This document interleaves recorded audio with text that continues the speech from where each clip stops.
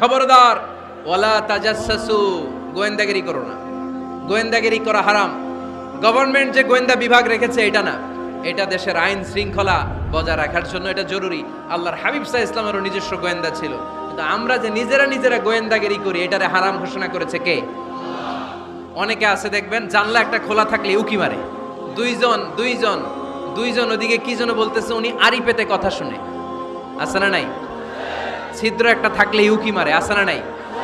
খবরদার, ওয়ালা তাজাসসু, গোয়েন্দাগিরি করো না। কখনো কোনোদিন কারো পারমিশন ছাড়া মোবাইলের গ্যালারি চেক করবেন না।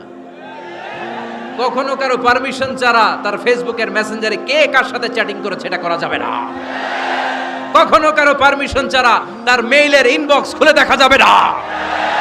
কখনো কারো পারমিশন ছাড়া কারো ব্যক্তিগত চিঠি পড়া যাবে না। দিস ইজ ইসলাম, এটাই ইসলাম।